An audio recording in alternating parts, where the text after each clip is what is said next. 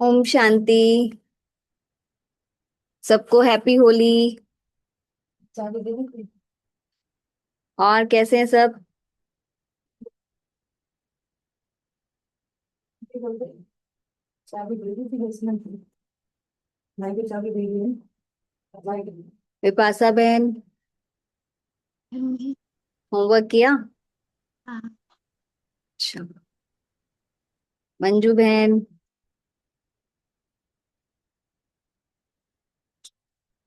Unmute करो। Unmute करो। हाँ, पता नहीं। क्या होमवर्क किया? क्या होमवर्क दिया था? कल तो मैं आई नहीं थी। कल आए नहीं, लेकिन आपने रिकॉर्डिंग नहीं सुनी? आज रिकॉर्डिंग नहीं। सुनी नहीं। अच्छा, ठीक है। फ्री टाइम कल बहुत बिजी थी। अच्छा, ठीक है। मंजारी बहन, ओम शांति दीदी। शांति। मैंने कब होमवर्क किया था। किया? अच्छा। हाँ। ये बच्चे भी सुनते हैं? हम बच्चे भी सुन लेते हैं बीच बीच करते हैं होमवर्क? में। बच्चों, होमवर्क करते हो? ओम शांति दीदी। ओम शांति। क्या नाम है आपका? रक्षिता। रक्षिता शादी। रक्षिता। कौन सी क्लास में हो? अच्छे से फिफ्थ। हैं? अच्छे से बात। फिफ्थ। अच्छा, आप सुनते हो? हाँ। क्लास जो होती है कभी सुनते हो? कभार। कभी? सुनती हैं। एग्जाम चल रहे हैं तो बीच बीच में से उठ के भी चली जाती हैं। अच्छा। हाँ। अच्छा। परसों इनके हो जाएंगे फिनिश, फिर इनको सुनाया करूंगी। हाँ हाँ, ठीक है। ओके।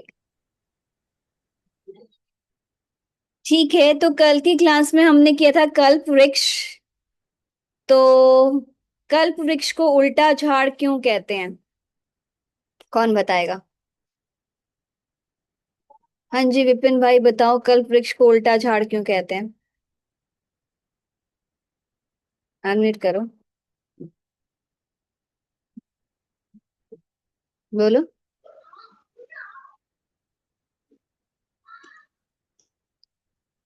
उल्टा हो झाड़। नहीं रहा, दिक्कत हो रही फोन में। हो गया क्या? हो तो गया, हो तो गया। मैं पूछ रही हूँ, कल्प वृक्ष को उल्टा झाड़ क्यों कहते हैं? पता नहीं। पता नहीं, कल तो बताया था। ध्यान नहीं हुआ। विपाशा बहन, आप बताओ।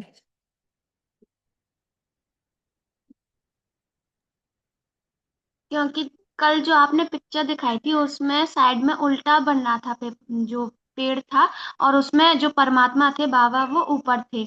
और उसकी जो ब्रांचेस थी वो नीचे नीचे निकल रही देखो, मैंने ये बताया था कि ये मनुष्य सृष्टि रूपी वृक्ष है।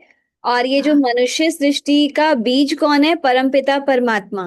वो कहाँ रहते हैं? ऊपर परम धाम में। तो बीज ऊपर है, इसलिए इसको उल्टा झाड़ कहते हैं। ठीक है जी। तो संगम युग को कहाँ दिखाया है? संगम युग को सबसे ऊपर दिखाया गया था जिसमें क्या कहते हैं हम सारी आत्माएं जड़ों में। परम नहीं, संगम युग को जड़ों में दिखाया है। जड़ों में दिखाया। जड़ों में दिखाया था ना? दिखाऊं दोबारा? है? पिक्चर हाँ, दोबारा? एक बार और दिखा दो। हाँ। हम्म।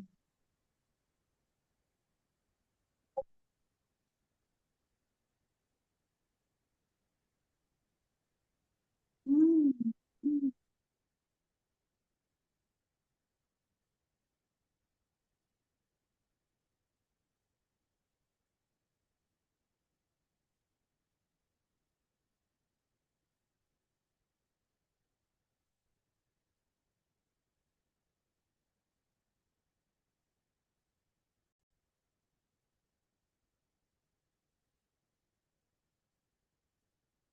हाँ, देखो, संगम युग को कहाँ दिखाया है? जड़ों में। सतयुग और त्रेता को दिखाया है तने में। क्योंकि यहाँ बताया था वननेस होती है, एक ही धर्म, एक ही भाषा, एक ही मत, एक ही राज्य। और द्वापर से ड्युअलिटी शुरू होती है, इसकी ब्रांचेस सब ब्रांचेस निकलती हैं। तो इसलिए फिर आगे ये झाड़ वृद्धि को पाता है। ठीक है। विनाश पुरानी दुनिया का कैसे होगा?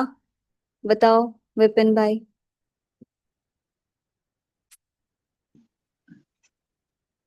ये अमेरिका रशिया का युद्ध होगा। हाँ। आपदा आएगी। है। आपदा आएगी। प्राकृतिक आपदाएं और। हम्म। नहीं, अमेरिका रशिया का ग्रह नहीं, ग्रह अंतरराष्ट्रीय युद्ध होगा, सारे देशों का। अंतरराष्ट्रीय अंतरराष्ट्रीय युद्ध होगा, गृह युद्ध होगा, प्राकृतिक आपदा आएगी। हाँ। और अब आज जैसे न्यूज में देखा कि रशिया और अमेरिका का युद्ध छिड़ चुका है। ये छेड़ चुका तो युद्ध क्या 10 साल तक चलता रहेगा भाई। किसने कहा 10 साल बंद तक हो चलेगा? जाएंगे। किसने कहा 10 साल तक चलेगा? और 10 साल बताया कि सिर्फ 10 साल ही बचे हैं सृष्टि परिवर्तन होने में। तो तो दस युद्ध तो साल शांत हो जाएगा, युद्ध थोड़ी ना चलेगा जब तक हाँ तो ना अभी दुनिया खत्म हाँ, हो हम रही। थोड़ी ना कह रहे हैं चलेगा 10 साल तक, हम भी नहीं कह रही है बात। हम कह रहे हैं कि बहुत कम समय बचा है, इन 10 सालों में परिवर्तन होना है। मतलब कि पुरानी खत्म भी हो जाएगी, नई बन भी जाएगी। अभी विनाश का शुरुआत नहीं हुई ना। विनाश की शुरुआत हो चुकी, युद्ध नहीं छिड़ गया। वो तो शांत हो जाएगा 1 हफ्ते में। हाँ, तो ये बाबा ने कहा कि ना शेर आया वाली कहानी होगी।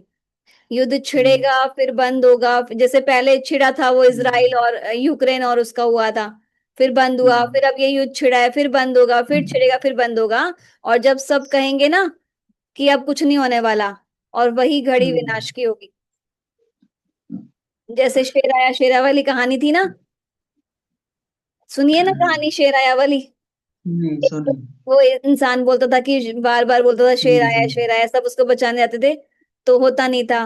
और असली में शेर हम्म। आया जब, तब कोई बचाने नहीं गया। जब तो नहीं है, आगे तो हाँ। झूठ बोल रहा हूँ। हाँ, तो यही होने वाला है। ठीक है जी। तो आज हम करेंगे राजयोग से प्राप्त अष्ट शक्तियां और राजयोग का आधार और विधि। ठीक है। जो हम ये राजयोग सीख रहे हैं, उससे हमारे अंदर कौन कौन सी शक्तियां आती हैं, और उसका बेस क्या है और विधि क्या है। ठीक है, तो मैं पिक्चर शेयर करती हूँ अष्ट शक्तियों की।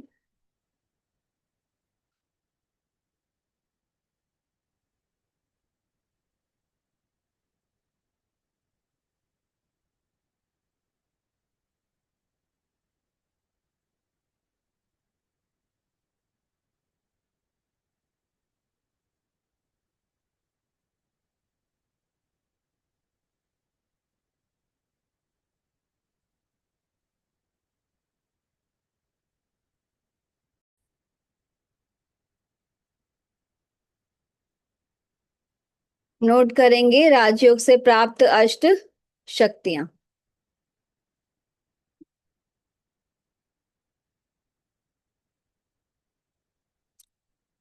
देखो, ये सबसे पहले वाली पिक्चर, जिसमें ये बच्चा पेड़ पे पत्थर मार रहा है ना? तो अब इस फोटो को देख के आपको क्या समझ आ रहा है, बताओ। इस फोटो को देख के क्या समझ आ रहा है? विपाशा बहन बोलो। इसमें लिखा हुआ है पावर ऑफ टॉलरेट। तो मतलब उसमें सहन शक्ति की, मतलब उसमें पेशेंस है कि वो नहीं देखो। पत्थर फेंक हाँ। रहा है और फल गिर रहे हैं नीचे। हाँ देखो, पेड़ मार खा के भी हमें फल देता है, छाया देता है, ऑक्सीजन देता है ना? तो पहली पावर है सहन शक्ति। ठीक है, पावर टू टॉलरेट। तो जब हम राजयोग का अभ्यास करते हैं, मेडिटेशन करते हैं, तो हमारे अंदर सहन करने की शक्ति आ जाती है। लेकिन कई बार हम कहते हैं कितना सहन करना है, हमेशा मैं ही सहन करूं क्या, सामने वाला नहीं करेगा? और हम कहते हैं मेरी सहन शक्ति की लिमिट क्रॉस हो गई है, और हम वो सारा ब्लास्ट कर देते हैं, है ना? तो आप मुझे बताओ कि वो हमने सहन किया या हम इकट्ठा करते गए? क्या किया जो एक दिन ब्लास्ट कर देते हैं सारा? बोलो। क्या करते गए? है ना? और हम आगे की पीछे की सारी बातें बोलते हैं, इस समय तुमने ये कहा था, तब ये कहा था, वो हुआ था, मतलब ना रिकॉर्डिंग मतलब डेट टाइम सब याद रखते हैं, इस दिन ऐसा हुआ था, इस टाइम पे तुमने ये कहा था। मुझे तो हैरानी होती है कि कैसे याद रख लेते हैं। हमें तो कल की बात नहीं याद, मतलब किसी ने कोई बात की थी बात ही याद नहीं रहती कि मतलब ऐसा कुछ हुआ भी था। हम्म। तो जो मतलब जिनके अंदर नो नेगेटिव बहुत चल रहा होता है ना, तो वो बहुत मतलब वो हर चीज याद रखते हैं, है याद ना। रखते हैं। और कई बार हम कहते तुमने मेरे साथ ऐसा किया ना, ये बात मैं मरते दम तक नहीं भूलूंगा, हमेशा याद हम्म, रखूंगा। तो नुकसान किसका हो रहा है? हमारा। हमारा ही हो रहा है ना। तो हम्म, भूल जाने में ही भलाई है। भलाई। ठीक है, तो सहन करना मतलब हमने सहन किया और उस बात को हम भूल जाएं, याद ही ना रखें, वो होती है सहन शक्ति।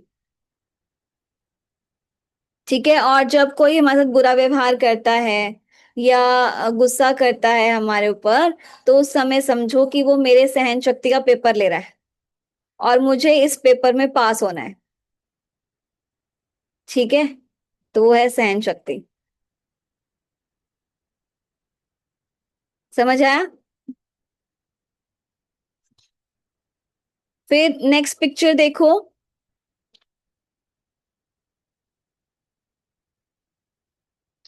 इस फोटो को देख के क्या समझ आ रहा है? कोई बताएगा? मंजारी बहन बोलो।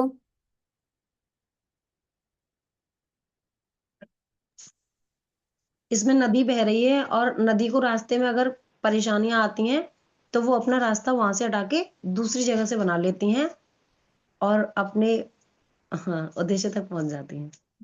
ठीक है।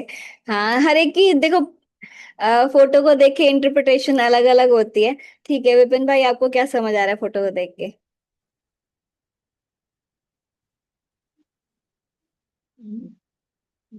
जितने में वो हो सके एडजस्ट होना है बस। नहीं ये एडजस्ट जैसे धारा एडजस्ट होगी उस जहाँ कट वट हो गए उसी उसमें चल रही है, फिर एडजस्ट हो गए एक जगह, फिर रास्ता बदल नहीं रहा। अच्छा ठीक है।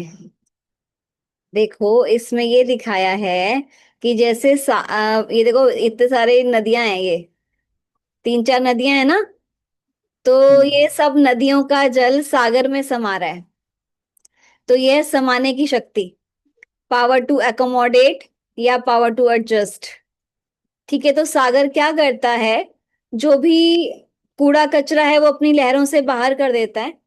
और जो भी खनिज है, पेट्रोलियम है ना, हीरे मोती हैं, वो सब सागर के तले में होते हैं। तो सागर क्या कर रहा है, बुराई को तो वो बाहर निकाल रहा है और अच्छाई को अपने अंदर समा रहा है। ये है समाने की शक्ति। तो राजयोग से हमारे अंदर समाने की शक्ति आती है। देखो आज अपने बच्चे से कोई गलती हो जाए तो हम उसको छिपा लेंगे, और वही गलती पड़ोसी के बच्चे से हो जाए तो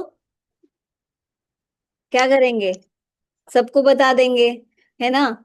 तो देखो जैसे अब अपने से कोई गलती हो गई तो हम कहेंगे गलती से हो गया, और वही गलती सामने वाले से हो गई, उसको हम कितनी बातें सुना देंगे।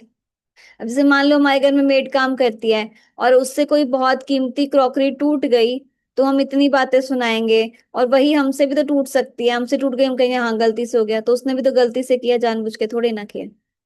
हम्म। तो मतलब हमें क्या करना है, समाना है। तो राजयोग से मतलब हमारे अंदर समाने की शक्ति आ जाती है। आज हम क्या करते हैं, खुद के तो वकील बन जाते हैं, सामने वाले के जज बन जाते हैं। सामने वाले से गलती हुई तो उसको हम निर्णय सुना देंगे, और अपने से गलती हो जाए तो बहुत लंबी लंबी दलीलें देंगे, ये था वो था, ऐसा हुआ था वैसा हुआ था, है ना। तो हमें क्या करना है, हमें दूसरे का तो वकील बनना है और अपना जज बनना है। मतलब अपने अंदर कमियां देखनी है और उन कमियों को अपने अंदर से बाहर करना है, और सामने वाले में अच्छाइयां देखनी है। ठीक है। हम क्रिटिसाइज बहुत जल्दी कर लेते हैं दूसरों को। हमारा ना दूर की नजर तो बहुत अच्छी है, लेकिन पास की नजर कमजोर है। दूसरे को तो हम बहुत अच्छी तरह जज कर लेते हैं, दूसरे की कमियां हमें बहुत जल्दी नजर आती हैं। और अपने अंदर तो मतलब दूसरे के अंदर 1000 कमियां नजर आती हैं और अपने अंदर 1000 अच्छाइयां नजर आती हैं, है ना। तो अपनी कमियों को चेक करना है और उनको बाहर निकालना है, और सामने वाले में अच्छाइयां देखनी है, क्योंकि हर आत्मा में कोई ना कोई गुण या विशेषता होती है। तो अच्छाइयों को तो धारण कर लेना है, समा लेना है, सामने वाले की अच्छाइयों को धारण करके अपने अंदर समा लेना है, मतलब कमियां नहीं देखनी, और अपने अंदर कमियां देखकर उसको अपने अंदर से बाहर निकालना है, मतलब कूड़े कचरे को बाहर करना है और अच्छी चीजों को समा लेना है। समझ आया? जैसे सागर करता है। आ रहा है समझ सबको? अच्छा, अब नेक्स्ट फोटो में देखो।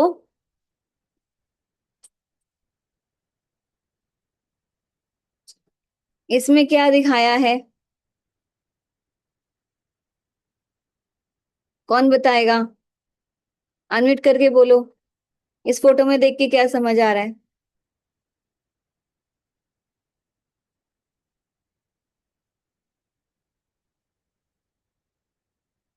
मंजारी बहन बताओ।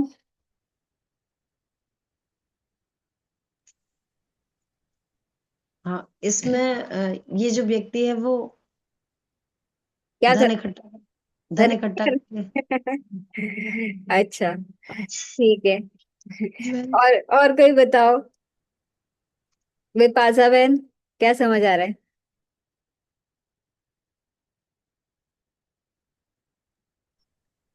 इसमें ये चीजों को मतलब देख रहा है, सही से समझ रहा है कि कौन सी चीज खराब है, कौन सी चीज अच्छी है, एक दूसरे में अंतर देख रहा है, मतलब परख रहा है एक दूसरे कौन को। ये है, कौन? ये सुनार है। हाँ, सुनार है ना? हम्म। हाँ, ठीक हम्म। है। देखो, जैसे जो सुनार होता है, अब उसके पास हम पुराने जेवर लेकर जाते हैं, मान लो बेचने के लिए हम गए, तो वो क्या करते हैं, उसके पास ना एक काले रंग की कसौटी होती है, देख रहे हो ना कसौटी उसके हाथ में? तो ना वो उस पे घिस के देखता है कि ये सोना असली है नकली है ना, उसकी चमक देख के बताता है। तो ये है परखने की शक्ति, पावर टू डिस्क्रिमिनेट। तो जब हम मेडिटेशन करते हैं तो हमारे अंदर सही गलत की पहचान हम कर पाते हैं। तो देखो, आज हमने क्या किया है, अपने आगे ना फिल्टर्स लगा रखे हैं। अब जैसे रूम के अंदर पर्दे लगे हैं, तो क्या हम बाहर का साफ देख पाएंगे? बताओ। अगर कर्टन्स लगे हैं तो क्या बाहर की चीज साफ दिखाई देगी? विपिन भाई बोलो। नहीं। नहीं देख पाएंगे। ऐसे ही हमने अपने आगे फिल्टर्स लगा रखे हैं। अब जैसे मान लो हमें किसी के नेचर के बारे में पता है कि इसका झूठ बोलने का संस्कार है या इसका गुस्सा करने का संस्कार है, या फिर हमने किसी व्यक्ति को नहीं देखा और हमें उसके बारे में पहले से ही बता दिया जाए कि ये ऐसा है, तो जब वो इंसान हमारे सामने आता है और हम उसी नजरिए से उसको देखते हैं, और फिर हमें वही चीजें उसके अंदर नजर आती हैं जिसके जो हमें पहले से बताया गया है ना, वही कमियां नजर आती हैं। तो हमें क्या करना है, every meeting is a new meeting, even if we are meeting to that person to the very next day. मतलब कि हमें ये सोच, चाहे हम किसी से अगले ही पल क्यों ना मिल रहे हों, हमें ये सोचना है कि हम इससे पहली बार मिल रहे हैं, तो ही हम उस व्यक्ति के अंदर चेंज देख पाएंगे, परिवर्तन देख पाएंगे। अभी जैसे हम बोल रहे थे कि अगर हमें किसी के बारे में पता है कि इसका झूठ बोलने का संस्कार है, अब मान लो वो इंसान हमें 5 साल के बाद मिलता है, तो वो संस्कार अपना चेंज भी तो कर सकता है ना। लेकिन जब वो व्यक्ति हमारे सामने आता है, तो हमारे सामने वही इमेज आती कि हाँ ये वही है जो झूठ बोलता है, आज भी झूठ ही बोल रहा होगा, तो हम उस पर विश्वास नहीं कर पाते, है ना। तो हमें ये सोचना है कि मैं इससे पहली बार मिल रहा हूं, तो ही हम परिवर्तन देख पाएंगे, चेंज देख पाएंगे, अदरवाइज हमें, मतलब हम उसी फिल्टर के साथ मिलेंगे, तो हमें हर एक के अंदर कमियां ही नजर आएंगी। ठीक है, एक सेकंड होल्ड करें।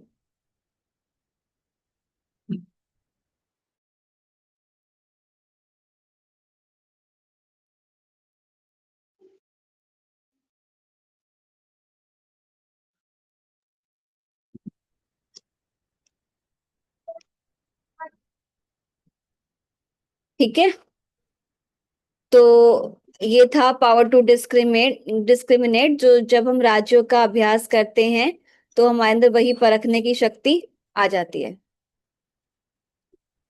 एक सेकंड इधर आओ।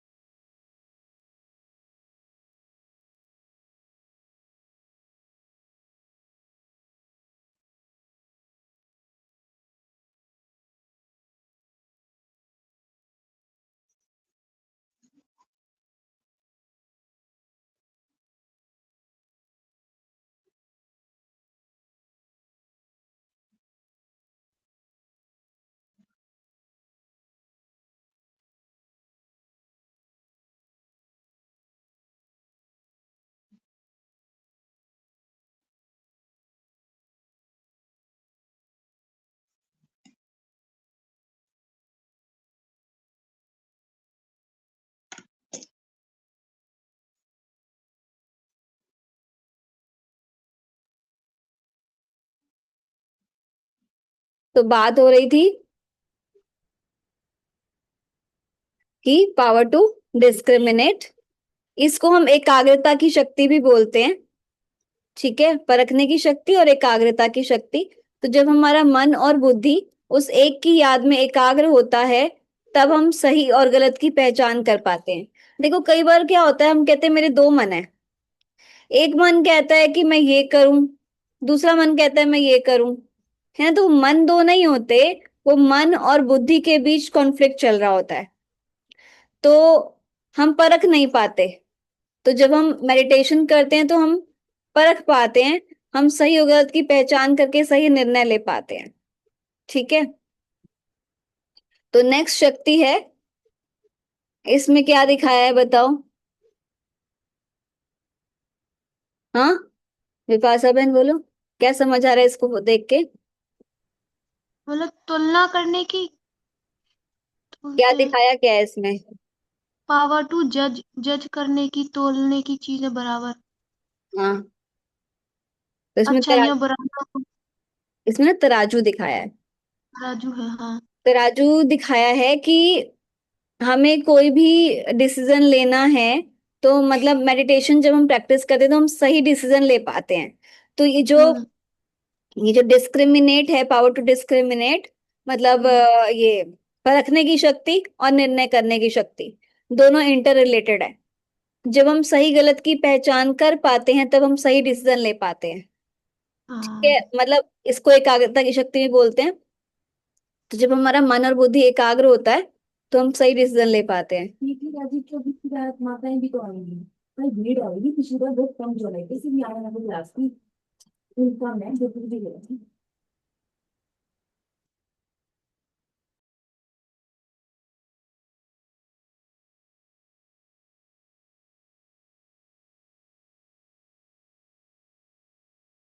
इतनी वो मंगा लेती है ना, बहुत। हाँ हाँ, कम पड़ेगी फिर। हाँ जी, तो नेक्स्ट फोटो देखो। तो हम कहते हैं कि सही निर्णय ले पाते हैं, जैसे आप देखो कि इस पे एक कहानी सुनाते हैं। एक बार ना एक किसान था, वो ना जैसे वहां से सागर के किनारे पानी के लिए गया वो। तो वहां पर ना उसको एक चमकीला पत्थर मिला। अब वो उसको पैसे की जरूरत थी। तो उसने कहा ये तो पत्थर थोड़ा कीमती लग रहा है, मैं इसको जाके बेचता हूँ। उसको ना 250 रुपए की जरूरत थी। तो पहले एक सुनार के पास गया, उसको दिखाता है वो पत्थर, कहता है कि ना ये पत्थर ना मुझे बेचना है। तो उसने कहा तुम्हें कहाँ से मिला, उसने कहा ऐसे से मुझे तो वहां पे मिला। तो उसने कहा इसके आप मुझे क्या कीमत दोगे। तो कहता है मैं 100 रुपए दूंगा। वो कहता है नहीं, मुझे तो 250 रुपए ही चाहिए। तो वो नहीं देता। तो वो आगे जाता है, दूसरे को दिखाता है। तो उससे पूछता है इसके क्या दोगे आप मुझे। तो वो कहता है इसके मैं तुम्हें 150 रुपए दूंगा। तो वो कहता है नहीं, मुझे तो 250 रुपये ही चाहिए। फिर उसके बाद तीसरे के पास जाता है, तो उसको दिखाता है। तो वो कहता है ऐसे, उसने कहा तुम्हें क्या चाहिए इसके बदले, इसकी कीमत क्या चाहिए, तुम क्या चाहते हो। तो कहता है मुझे 250 रुपये चाहिए। तो उसको 250 रुपये दे देता है। तो अब जब वो वापस आ रहा होता है तो उससे पहले वाला जो सुनार था, जो 150 रुपये दे रहा था उसको, तो वो पूछता है कि वो पत्थर कहाँ है। उसने कहा तो मैंने बेच दिया। कहता कितने में बेचा, कहता 250 रुपये में। कहता तू पागल है, वो तो हीरा था, और तूने वो हीरा 250 रुपए में बेच दिया, तो वो तो बहुत लाखों करोड़ों का था। तो वो कहता है कि मेरे से बड़े बेवकूफ तो आप हो, मुझे तो पता नहीं था कि उसकी कीमत क्या है, लेकिन आपको तो पता थी ना। और आपने 100 रुपए के पीछे वो गवा दिया, मतलब वो 150 दे रहा था, वो 250 मांग रहा था, तो आपने 100 रुपए के पीछे वो करोड़ों का हीरा गवा दिया। तो मेरे से बड़े बेवकूफ तो आप हुए।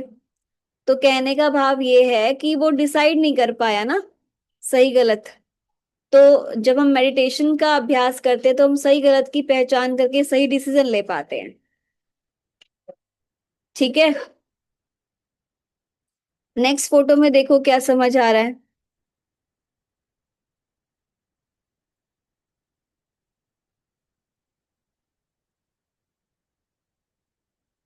हाँ, बोलो,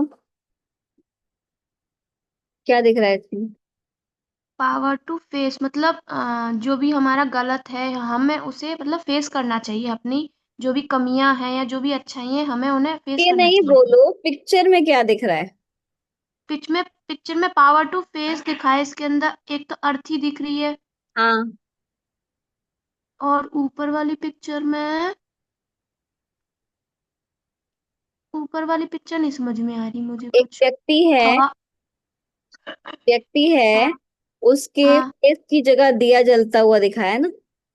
हाँ हाँ हाँ, दिया जल रहा है, अच्छा। हाँ। तो लिखो, सहन करने की शक्ति, पावर टू फेस। इस फोटो को देख के ये समझ आ रहा है कि जैसे ये अर्थी जा रही है और एक ये व्यक्ति के सिर पे दिया जलता हुआ दिखाया है। क्यों दिखाया है? कि जब हम मेडिटेशन का अभ्यास करते हैं तो हमारे अंदर सहन करने की शक्ति आती है। आज हमारे सामने बुरी से बुरी परिस्थिति क्या आती है?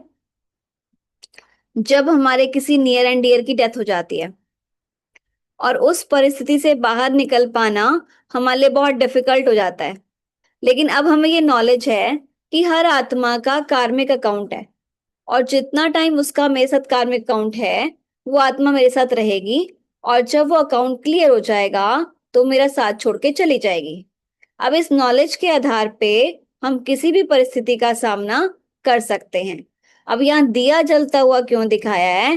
कि अगर हमारी आत्मा की ज्योत जगी हुई है, मतलब अगर हम सोल कॉन्शियस स्टेज में हैं, तो हम बुरी से बुरी परिस्थिति का भी सामना कर सकते हैं। और सबसे बुरी परिस्थिति आती है जब किसी की डेथ हो जाती है, तो इसलिए यहाँ डेड बॉडी दिखाई है।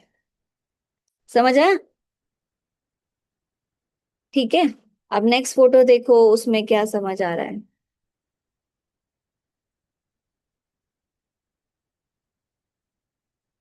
मंजारी बहन बोलो, क्या समझ आ रहा है?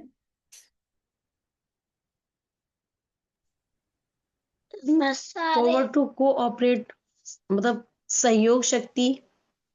हाँ, इसमें फोटो में क्या दिखाया है?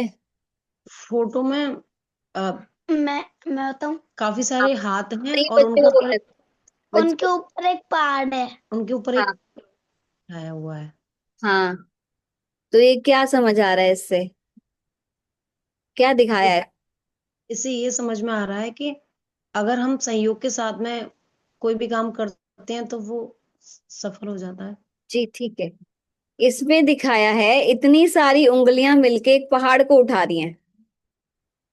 जैसे दिखाया कि श्री कृष्ण ने गोवर्धन पर्वत उठाया, और सब ने एक एक उंगली का सहयोग दिखाया, सहयोग दिया, दिखाते हैं ना। तो गोवर्धन पर्वत उठाया तो कोई स्थूल पहाड़ उठाने की बात नहीं है। वो जब हम सहयोग से कोई भी काम करते हैं तो पहाड़ जैसा मुश्किल काम भी हम इजीली कर पाते हैं। अब देखो, एक काम को करने में एक इंसान को 4 घंटे लगते हैं, वही काम अगर 4 लोग मिलके करते हैं तो 1 घंटे में भी कर लेंगे, और वो इजीली हो जाएगा। अकेला करेगा तो भारी लगेगा, 4 लोग मिलके कर रहे हैं, हंसते खेलते बात करते कर लेंगे, और पता भी नहीं चलेगा वो काम कैसे हो गया, है ना। तो सहयोग शक्ति, तो इसका सबसे अच्छा एग्जाम्पल आप देख सकते हैं हमारे यहाँ ब्रह्मा कुमारी इसमें। अब आपको पता है कि हमारे हेडक्वार्टर जो है माउंट आबू, वहां पे जब प्रोग्राम होते हैं, बाबा मिलन का प्रोग्राम होता है, तो 30-30 हजार, 25-25 हजार लोग एक टाइम में आते हैं। अब इतने सारे लोगों के रहने की व्यवस्था करना, खाने की व्यवस्था करना, पानी की व्यवस्था करना, मतलब राजस्थान जैसी जगह में, और वहां पर हर काम सिस्टमेटिक हो रहा है, हर चीज का डिसिप्लिन है, और हर चीज अपने टाइम पे हो रही है। जब लोग आते हैं ना वहां देखते हैं, कहते हैं कि यहाँ कोई मैनेजर नहीं, कोई सुपरवाइजर नहीं, फिर भी काम इतना स्मूथली हो रहा है ना, इतना कैसे हो पाता है? यहाँ का मैनेजमेंट कौन देखता है ना? क्यों? क्योंकि यहाँ पर जो काम होता है सब उसको सेवा भाव समझ के करते हैं, और ये सोचते हैं कि मेरा भाग्य बन रहा है, मतलब परमात्मा का कार्य समझते हैं। और हर कोई अपनी ड्यूटी बखूबी निभा रहा है, मतलब जैसे सफाई करने वाले सफाई कर रहे हैं। पता है वहां पर जैसे हमारा जो डाइनिंग है, अब वहां पर ना, जैसे हमारा हर चीज का एक टाइमिंग है। अब जैसे वहां पे क्लास होती है 7 से 8, फिर वहां पे 8 से 9 जो है वो ब्रेकफास्ट का टाइम होता है। तो आप 10 बजे, अगर 11 बजे भी जाएंगे ना वहां पर, तो पूरा डाइनिंग आपको क्लीन मिलेगा, टेबल चेयर अरेंज, बनाने वाले बना रहे हैं, सर्व करने वाले सर्व कर रहे हैं, है ना? तो हर चीज सिस्टम से हो रही है। तो कैसे हो पाता है वो काम? कॉपरेशन से। ठीक है, अब बाबा के घर कैसे चलते हैं, सेंटर्स कैसे चलते हैं? सब पूछते हैं कि आप बहनें तो जॉब करते नहीं है, आप तो कमाते नहीं है, तो कहाँ से आता है खर्चा, कहाँ से चलता है आपका? क्या आपके हेडक्वार्टर से आता है? नहीं, हेडक्वार्टर में कहाँ से आएगा? तो हम कहते हैं कि आप अपने घर का खर्चा कैसे चलाते हो? कहते हैं हम तो कमाते हैं, है ना? तो हमने कहा हमारे भी भाई बहन कमाते हैं। अब जैसे जो भाई बहन आते हैं, रेगुलर क्लास करते हैं, है ना, हम किसी चार्ज नहीं करते, हम कोर्स कोर्स भी कराते हैं, फ्री ऑफ कॉस्ट कराते हैं, कुछ चार्जेस नहीं है। लेकिन फिर खर्चा कहाँ से चलता है? तो जो भाई बहन आते हैं रेगुलर क्लास में, तो वो अपना जो भी कमाते हैं उसका कुछ ना कुछ शेयर बाबा के घर में लगाते हैं, क्योंकि वो उनका भविष्य के लिए जमा हो रहा है ना? जितना वो इस समय लगाएंगे उसका मल्टीफोल्ड होकर उनको मिलेगा, कई गुना होकर भविष्य में मिलेगा। क्योंकि लगाएंगे ही नहीं तो मिलेगा कहाँ से? जिसे हम कहीं इन्वेस्ट करते हैं, तो उसका मतलब इन्वेस्ट किस लिए करते हैं? कि उसका हमें ब्याज मिलेगा, है ना? तो जो भी हम बाबा के कार्य में लगाते हैं तो उसका कई गुना होकर हमें सत्युग में मिलता है। तो क्योंकि जैसा बीज बोएंगे वैसा फल मिलेगा, तो उससे बाबा के घरों का खर्चा चलता है। ठीक है, फिर नेक्स्ट क्या दिखाया इस फोटो में?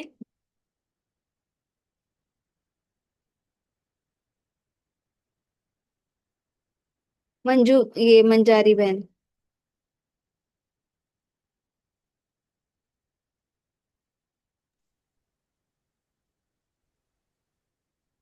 Forward to withdraw. हाँ, तो इसको क्या दिखाया है? कौन है ये? कछुआ। कछुआ दिख रहा है क्या इसमें। करता है कछुआ? कछुआ। हम्म, कछुआ क्या कर? रेस। रेस? और रेस में कैसे चलता है कछुआ? धीरे धीरे चलता है। जीत किसकी होती है, कछुए की? कछुए की होती है। देखो कछुआ क्या करता है, जब भी इसको खाना है, चलना है, तो ये अपने ऑर्गन्स को बाहर निकालता है, और अदरवाइज वो अपनी शेल में समेट लेता है ना? तो इससे फायदा क्या होता है? एक तो कोई जंगली जानवर इस पे अटैक नहीं कर सकता, क्योंकि इसकी जो शेल होती है वो इतनी हार्ड होती है, उस पे आप हथौड़ा भी मारोगे ना टूटेगी नहीं। और दूसरा फायदा क्या होता है, इससे इसकी एनर्जी सेव होती है, क्योंकि जब उसको चलना है, खाना है, तभी वो ऑर्गन्स को बाहर निकाल रहा है, अदरवाइज वो समेट के बैठा है ना? तभी कछुए की जो लाइफ है ना, बहुत ज्यादा होती है, 250-300 साल जीता है कछुआ।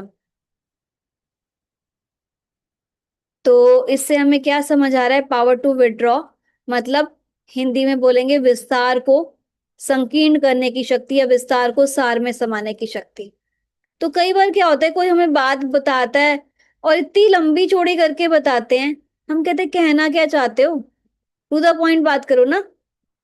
हम्म, तो हमें क्या करना है? कम बोलना है, धीरे बोलना है, मीठा बोलना है, सोच समझ के बोलना है, जितनी जरूरत हो उतना ही बोलना है। कम बोलो, धीरे बोलो, मीठा बोलो, सोच समझ के बोलो, तोल के बोलो, और जितनी जरूरत हो उतना ही बोलो। तो उससे क्या होगा, टाइम सेव होगा, एनर्जी सेव होगी, है ना। विड्रॉ कर लो अपने आप को।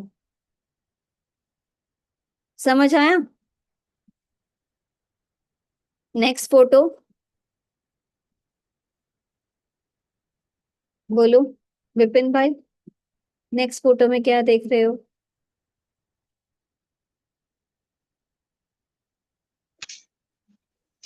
दिखाई नहीं दे रहा, मेरी बैटरी डाउन होगी, मोबाइल दूर रखा है मेरा। अच्छा अच्छा, ठीक है। विपाशा बहन बोलो। पावर टू पिकअप, पिकअप नहीं, पैकअप। Pack up, sorry sorry. इसमें जो मतलब बक्सा है, उसने एक और बैग का बाहर संभाल रखा है, अच्छा पैक कर रखा है। ठीक है। हाँ, इसमें दिखाया है पावर टू पैकअप, बिस्तर बंद दिखाया है और पेटी दिखाई है। जैसे आप देखते हो ना, फौजी होते हैं, फौजी लोग, उनके पास पेटी और बिस्तर बंद होता है ना। कहीं भी जाते हैं अपना बिस्तर बंद पेटी लेकर जाते हैं। तो वो दिखाया पैकअप, मतलब सारा सामान पैक करके रखा है अब आप मुझे बताओ, जैसे हम कहीं फंक्शन में जाते हैं, कहीं पार्टी में जाते हैं, अब हमें पता है कि 2 दिन के बाद घर वापस आना है, तो हम सारा सामान रूम में बिखेर देते हैं, या फिर जो जो चीजें यूज होती जाती है वापस बैग में रखते जाते हैं कि 2 दिन के बाद घर वापस जाना है? क्या करते हैं? क्या करते हैं? बोलो विपाशा बहन। बैग में रखते जाते हैं अपना जो जो सामान यूज होता जाता है वो। तो अब देखो, अब परमात्मा ने हमें बताया कि अब घर वापस जाने का टाइम है, लेकिन हमने अपने मन और बुद्धि को दोस्तों में, रिश्तेदारों में, सगे संबंधी में, सब जगह फैला रखा है। तो अब सब जगह से बुद्धि को समेट कर, मन और बुद्धि को समेट कर उस एक की याद में एकाग्र करना है। ठीक है? तो पैकअप। तो राजयोग से हमारे अंदर ये 8 शक्तियां आ जाती हैं, और जिस शक्ति को हमें जिस समय यूज करना है, हम उस शक्ति को उस समय यूज कर सकते हैं। ठीक है? तो ये 8 शक्तियां हमारे अंदर हैं, लेकिन यूज करना आना चाहिए, है ना। जैसे हम किसी चीज को संभाल के रख दें, यूज ही ना करें, तो वो चीज यूजलेस हो जाती है ना, काम की नहीं रहती। तो ऐसे ही ये शक्तियां हमारे अंदर हैं, और हमें इसको टाइम पर यूज करना है। जिस समय जिस शक्ति की जरूरत हो उस समय उसी को यूज करें। ऐसा ना हो कि जरूरत है सहन करने की और उस समय हम कर रहे हो सामना, और जहां सामना करने की जरूरत है वहां हम सहन कर लें। ठीक है? तो जिस शक्ति की जिस समय जरूरत है उस समय हम यूज कर पाए, ये जजमेंट पावर हमारे अंदर होनी चाहिए, और वो आ जाती है मेडिटेशन से। समझ आया? जितना जितना हम राजयोग का अभ्यास करते जाते हैं, तो हमारे अंदर ये 8 शक्तियां आती हैं। और उसका बेस्ट एग्जाम्पल दिखाया है दुर्गा माँ को। अब दुर्गा माँ के 8 हाथ दिखाते हैं, और 8 हाथ में 8 अस्त्र शस्त्र दिखाते हैं। अब देवी को अस्त्र शस्त्रों की जरूरत ही क्या है ना। तो अस्त्र शस्त्र किसका प्रतीक है? इन शक्तियों का। अब देखो, हमें शक्ति को दिखाना है, बल को दिखाना है, तो हम भुजा के रूप में दिखाते हैं। इसलिए 8 हाथ दिखाए हैं, पैर उसके हिसाब से नहीं दिखाए। अब सोचने की बात है, 8 हाथ वाला कोई इंसान होता नहीं है।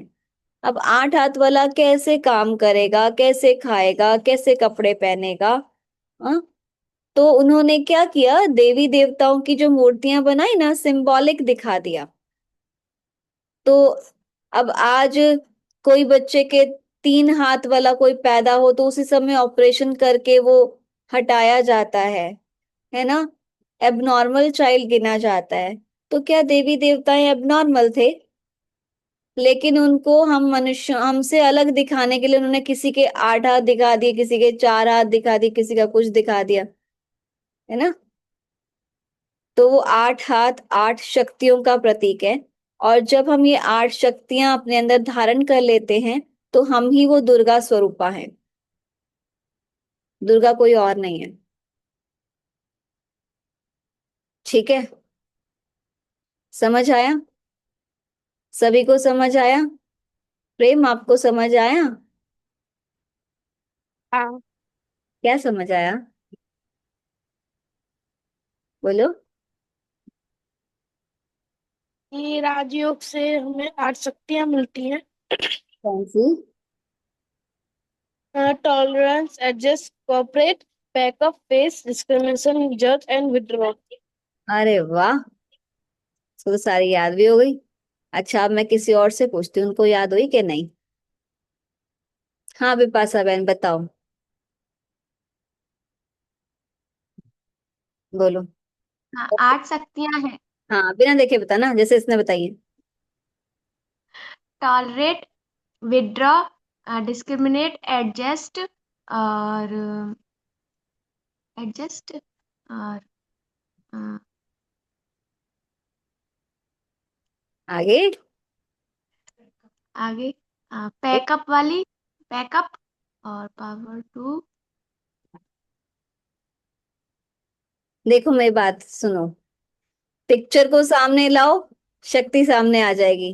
पहले कौन सी पिक्चर देखी, दूसरी कौन सी पिक्चर देखी, तीसरी कौन सी पिक्चर देखी, उसके हिसाब से बताओ। सीरियल ऑर्डर में बताओ। हाँ, नंबर 1। पावर टू टॉलरेट, हाँ, नंबर 2। पावर टू एडजस्ट, हाँ, number 3। 3 number 3, power to discriminate, हाँ, फिर नंबर 4। 4 थी, पावर टू राजू वाली।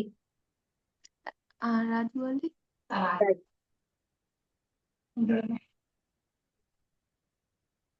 तो राजू वाली शक्ति थी ना, कौन सी? जज। हाँ पावर टू जज, फिर उसके बाद पावर टू फेस, जो हाँ मतलब उसमें हाँ, हाँ पावर टू फेस थी। फिर उसके बाद पावर टू पहाड़ वाली। कोऑपरेट वाली थी, हाँ हाँ, पहाड़ वाली, पावर टू कोऑपरेट। फिर उसके बाद पावर टू विड्रॉ और पावर टू लास्ट थी अपनी कौन सी थी, पावर टू अभी बताइए, पैकअप। हाँ ठीक है, हो गई है। हम्म। पिक्चर सामने लाओ, शक्ति सामने आ जाएगी। ठीक है, इसलिए पिक्चर आपको दिखाई और आप लोगों से ही पूछी, ताकि आपको याद हो जाए। ठीक है जी। तो राजयोग से हमारे अंदर ये 8 शक्तियां आ जाती हैं। और कल हम करेंगे राजयोग का आधार और विधि। ठीक है, बेस क्या है और विधि क्या है। आज के लिए इतना ही। और होमवर्क ये लिखेंगे आज। आप लिखेंगे कि, अच्छा वो होमवर्क किया, पानी चार्ज करने वाला, खाना खाने वाला कर रहे हो? सभी सभी कर रहे हैं? अच्छा, तो आज वो सब तो करना ही है, एक और एडिशन करेंगे। लिखने वाला क्या करेंगे कि मैं दुर्गा स्वरूपा हूं। और भाई लिखेंगे मैं विघ्न विनाशक गणेश हूं। ठीक है, प्रेम भाई क्या लिखोगे? मैं विघ्न विनाशक गणेश हूँ। हाँ ठीक है, तो कोई विघ्न आए तो घबराना नहीं। दूसरों के विघ्न हरने वाले हैं, अपने विघ्न आए और घबरा जाएं उसको गणेश कहेंगे? ठीक है जी। और अभी मेडिटेशन करते हैं। ठीक है, तो सभी सीधे होकर बैठेंगे।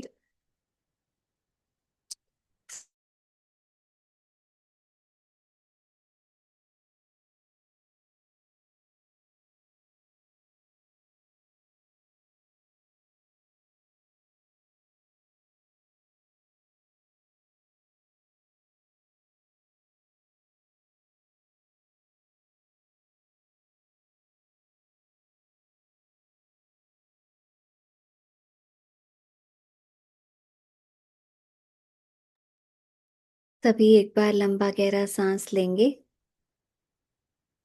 छोड़ेंगे। एक बार फिर से लंबा गहरा सांस लेंगे, छोड़ेंगे। और सभी बातों से अपना ध्यान हटाते हुए देखिए अपने आप को। मस्तक के बीच विराजमान एक चैतन्य, चमकता हुआ सितारा, ज्योति, प्रकाश। मैं शांत स्वरूप पवित्र आत्मा हूँ।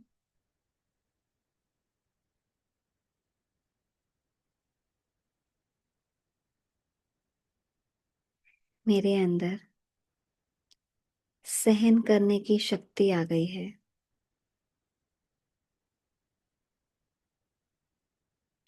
अब किसी के कड़वे बोल मुझे परेशान नहीं करते। मैं किसी भी परिस्थिति में सहन कर सकती हूँ।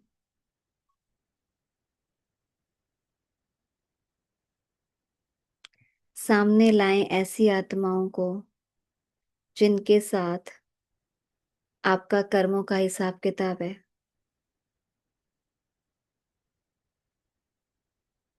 चेक करें कि पहले उनकी बातों का आपके ऊपर क्या असर होता था, और अब देखें कि मेरे अंदर वो सहन करने की शक्ति है। अब उन बातों पे मेरा रिएक्शन क्या है।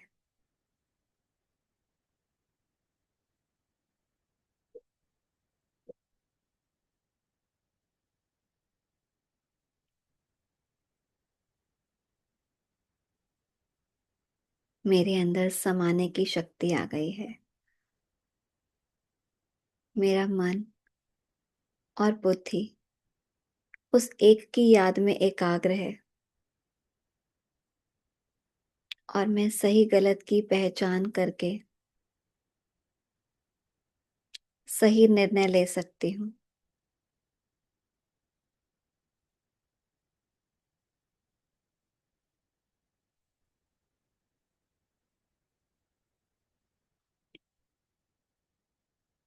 मैं किसी भी परिस्थिति का सामना कर सकती हूँ।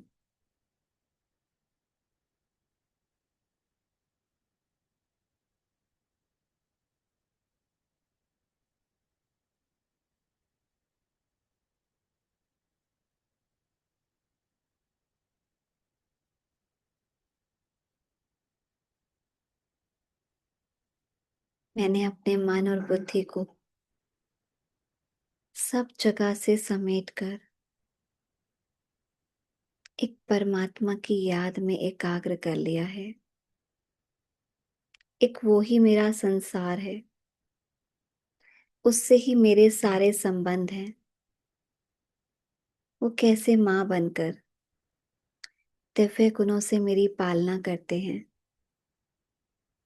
पिता बनकर मुझे सही राह पर चलना सिखाते हैं, दोस्त बनकर हमेशा मेरा साथ निभाते हैं, और साजन बनकर मुझे अपने साथ ले जाते हैं। एक बाबा में ही मेरा पूरा संसार है। मैं बाबा से सर्व संबंधों के सुख का अनुभव कर रही हूँ, भरपूर होती जा रही हूँ, शक्तिशाली बनती जा रही हूँ। ओम शांति। अपने दोनों हाथों को आपस में रब करेंगे, आइस पे लगाएंगे।